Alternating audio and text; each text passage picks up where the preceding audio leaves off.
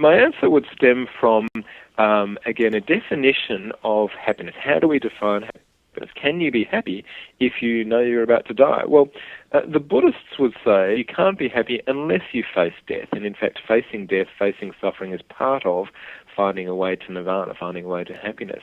And they would say this is just a reality. And if we don't face up to the reality that one day we're going to die, then we're effectively in denial, and we're kind of kidding ourselves. So that's one way of looking at it, that they would argue that it's essential. I would argue that being realistic about life generally is an important part of happiness. And if that reality involves facing up to some cold, hard facts, and even facing up to something as potentially shocking or earth-shattering as death, then that's what we've got to do. We can't be happy unless we face up to the cold, hard realities. So once you do face up to that, can you be happy? Well, again, I would say yes. Now, if we think about the three pillars of positive psychology, living the pleasant life, living the engaged life, living a meaningful life, well, I think even if someone is suffering and even if someone is facing death, they can still experience momentary pleasures.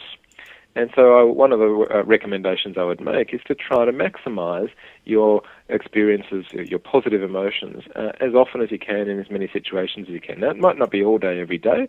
You might be suffering, or this person might be suffering pain and might be undergoing some unpleasant treatments, etc.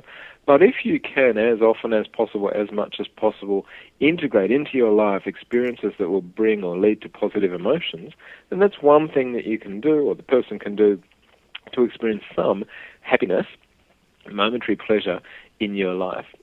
What I would also say is that there's a lot that we can do, or a person with terminal illness can do, in those other two areas. So we can still connect positively with others, and in fact I would argue this is fundamentally important to coping well with illness. And we know that people who are suffering, people with chronic illnesses, who have good quality social support, who have strong social networks, whether it's their intimate relationships with husbands and wives or even more broadly, people who have positive relationships, good connectedness, are less likely to suffer, they're more likely to be functional, and they're more able to get on with their lives despite whatever their condition might be. So in connecting and engaging with others is a very important thing to do. It's something we can all do, and the more we build the quality and the number of our relationships, the more likely we are to be able to live a good life despite a terminal illness or despite some pain.